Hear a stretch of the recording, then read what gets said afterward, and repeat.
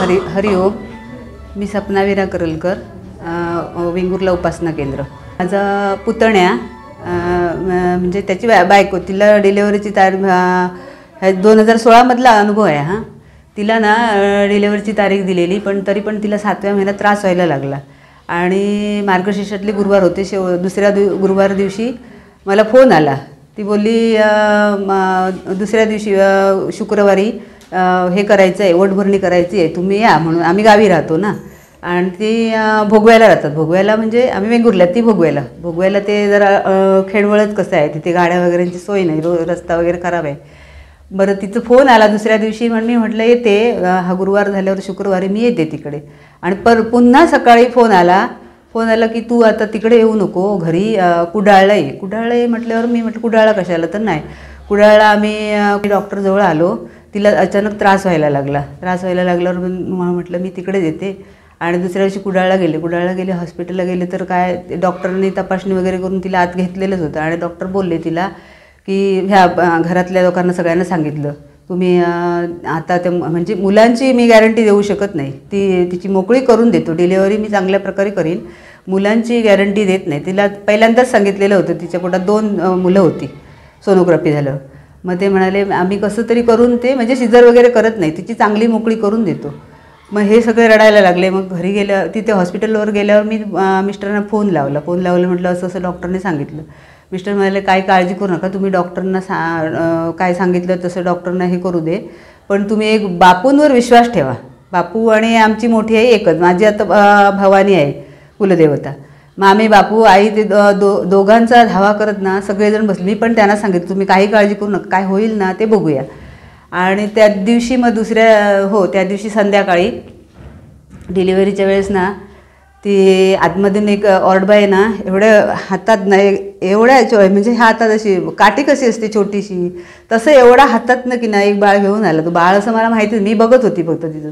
आणि आला आणि त्याने ते कॉर्डवर ठेवलं आणि त्याला ते हे लावलं, ऑक्सिजन. तरी पण मी गप्प राहिली, मला माहिती नाही, विचारणार कसं आतमध्ये विचारून. तरी थोड्या वेळाने डॉक्टर बोलले की आता 15 मिनटं वाट बघूया आणि ती दुसरी मोकळी करूया दुसऱ्या मुलाची. त्यानंतर 15-20 मिनटांनी दुसरं पण त्याने तसंच आणलं ते बाळ आणि तिथे ठेवलं. आणि डॉक्टर आमच्या समोरूनच आले बाहेर पण आमच्यावर काय बोलले नाही. डॉक्टर गेल्यावर आम्ही एकमेकांना म्हटलं असं बघूया तरी काय म्हणतायत ते. आणि मी आतमध्ये जायला बघत होती, एवढ्यात नर्स आली, म्हणाली तुमचं पेशंट चांगलं आहे, त्यांना 2 मुलं झाली आहेत, एक मुलगी झाली पहिली, दुसरा मुलगा झाला. तर म्हटलं ती कशी आहेत म्हणजे आहेत चांगली, पण ती छोटीच आहेत आणि 7व्या महिन्यात म्हणजे त्यांची तशी वाढबीड वगैरे होत नाही. पण त्यांना आम्ही हे ऑक्सिजन लावून ठेवलं आहे, बघूया आता काय होईल ते, पुढच्या डॉक्टर काय सांगतील ते. मग तसं त्याने 2 दिवस ते तिथे पेटीमध्ये ठेवलं. आणि तिथे जरा हॉस्पिटलचा खर्च जास्तच होता, त्याच्यामुळे ते डॉक्टर बोलले तुम्हाला जमायत असेल तर इथे ठेवा, नाहीतर तुम्ही दुसऱ्या डॉक्टरकडे घेऊन चला. मग कोणीतरी सांगितलं तुम्ही ओरसला घेऊन चला त्यांना, तिथे थोडी म्हणजे ते कमी पैशात काहीतरी तुम्हाला हे होईल, तिकडे घेऊन चला. मग आम्ही त्या ओरसला घेऊन गेलो, त्या दोघांना ओरसला नेल्यावर तिथे ठेवलं, सगळं झालं. त्यांना रूम वगैरे तिथे दिला त्यांनी हॉस्पिटलमध्ये. आणि तिथे पण 15 दिवसांनी ना परत त्या मुलीला अचानक त्रास झाला, एक छोटी मुलगीला. तिला त्रास झाला म्हणजे तिचं पोट वगैरे फुगलं एकदम आणि तिला श्वासच घेता येईना. आणि त्या दिवशी तिथले डॉक्टर बरोबर गोव्याला गेले होते, डॉक्टर पण नव्हते. आणि तसंच परत आम्हाला फोन आला संध्याकाळी असं होतं आणि त्यांना आता त्या छोटीला बांबोळीला घ्यायला सांगतात. मग बांबोळीला एवढ्या रात्री नेणार कसं आपण. आणि मग परत आम्ही घरी आल्यावर मिस्टर म्हणाले आता आपल्या देवाच्याच हाती जाईल, त्याला सांगूया. आम्ही म्हटलं त्यांना फक्त फोन करून सांगितलं आम्ही उद्या येतो, तुम्ही आता कसं तरी बघा, बांबोळीला आता नेता येणार नाही, इथून गाडी न्यायला पाहिजे आणि डॉक्टर पण पाहिजेत ना, नेणार कशी त्यांना.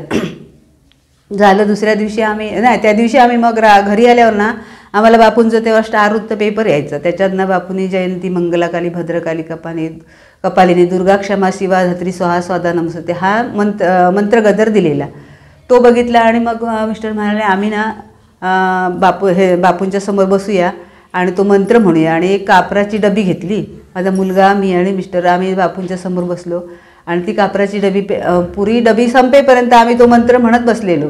आणि डबी बरोबर संपली, कापूर आतला संपला आणि आमच्या समोर देवाऱ्यात गणपतीचा फोटो लावला, त्याच्यावर एक फूल होतं आणि समोर भवानीचा आमचा कलश असतो.